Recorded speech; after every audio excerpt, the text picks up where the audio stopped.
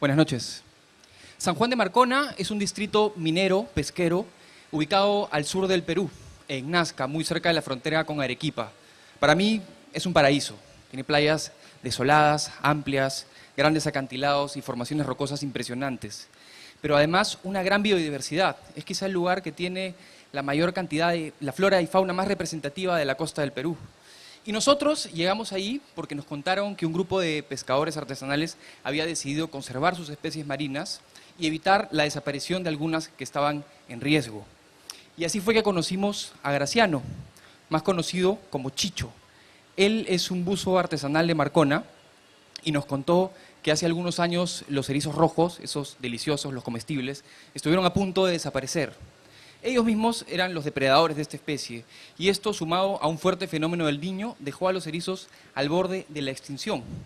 Así que junto con los pescadores artesanales de Marcona se pusieron las pilas, se organizaron y decidieron enmendar esto. ¿Cómo?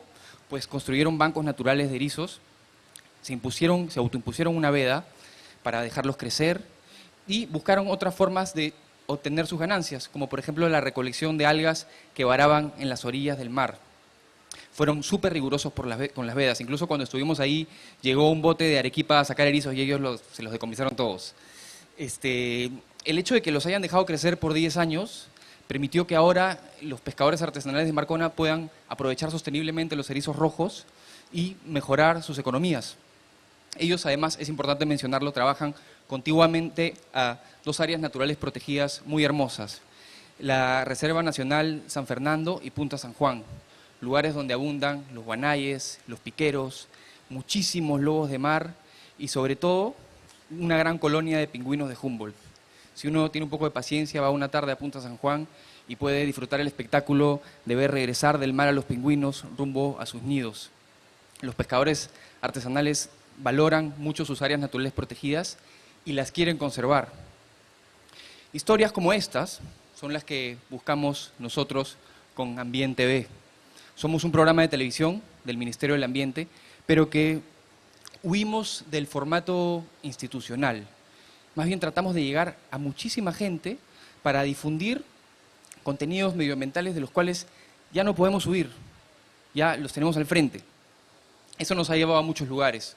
Por ejemplo, al Parque Nacional Huascarán, el Pastoruri, por ejemplo. Muchos de ustedes han ido hace varios años. Y era un centro de recreo en la nieve inmenso, una gran sábana blanca donde se podía practicar snowboard, esquí, habían competencias y personas de diferentes partes del mundo venían para disfrutar, ya sea en familia o deportivamente, de este lugar maravilloso. El año pasado tuvimos la oportunidad de ir y el panorama era otro. Los grandes bloques de hielo se habían derretido y se habían formado grandes lagunas. Ya no se podía caminar en la poca nieve que quedaba, porque uno podía pisar una grieta y quedar sumergido en las profundidades del nevado. Y solo quedaba una cueva a la cual ya ni siquiera se podía entrar porque te podía caer encima. El hielo literalmente se está derritiendo y hoy el Pastoruri ya no es un lugar a donde uno va a hacer deporte, sino es un lugar donde uno va a entender lo que está pasando un poco con nuestro planeta. Es como un gran laboratorio. Se ha elaborado incluso una ruta del cambio climático donde uno puede entender un poco, porque lo puedes ver literalmente, cómo los hielos se están derritiendo. Esta es una imagen, por ejemplo, de la laguna que se formó producto del deshielo de un glaciar. Y para entender las consecuencias inmediatas que podía tener esto, decidimos ir a la laguna 513, que está en las faldas del Nevado Hualcán. A pesar de lo hermosa que se ve esa laguna, es un alto riesgo para Carhuaz, porque si un bloque de hielo se desprende del nevado, lo cual es muy probable, se podría desbordar y podría generar un aluvión que literalmente sepultaría a Carhuaz. Muchas familias que viven ahí a través de generaciones no quieren dejar sus hogares, entonces se han tomado algunas medidas, como la colocación de sensores de movimiento o cámaras. Y abajo, en la localidad de Carhuaz, los niños son especialistas en la evacuación. Uno hace chocar 2 latitas y ya salen al patio para buscar una zona segura. Y ellos ya saben ahora qué es el cambio climático, no solo por lo que les enseñan en el colegio, se los enseñan, ensayan evacuaciones, pero sobre todo porque lo ven todos los días y ellos han aprendido a adaptarse. La palabra adaptación nos hace conectar naturalmente con la palabra conservación, con la palabra desarrollo sostenible. Historias como estas hemos encontrado muchas en la Amazonía. Es muy difícil caminar por los montes o por los bosques y encontrar estos árboles maderables preciosos como los robles, las caobas, los cedros, las lupunas. Tuvimos la oportunidad de ver uno en uno de los viajes y fue una experiencia maravillosa. Una lupuna que tenía más de 400 años ahí, que se necesitaba más de 20 personas para poder abrazar y que despierta historias míticas como la del Chuyachaki, por ejemplo.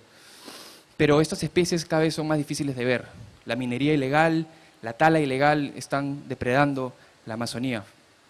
Pero afortunadamente hay iniciativas que buscan contrarrestar esto. Por ejemplo, Don Segundo, en Contamana, en Pucallpa, él es un maderero que dejó de talar robles, caobas, cedros, porque quiere dejarlas crecer, quiere que sus nietos las vean. Entonces ahora se dedica a aprovechar la bolaina. La bolaina es un árbol que crece en 10 años. En 10 años el tronco ya se puede convertir en madera, sus semillas se dispersan fácilmente con el viento y se puede usar fácilmente para construir no solo esas cajas de madera que vemos ahí donde se guardan las frutas, sino también hogares.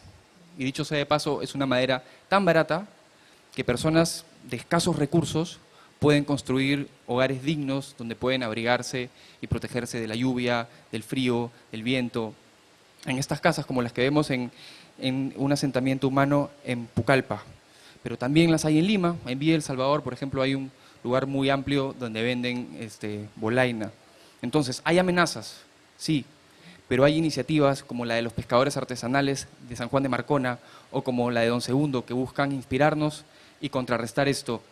Y a nosotros nos hacen querer difundir sus historias. Somos Ambiente TV, un programa de televisión que sale los domingos a las 9 en Canal 7. Estamos en redes sociales y una vez al mes en la sección Vamos del Comercio. Muchas gracias por escucharnos.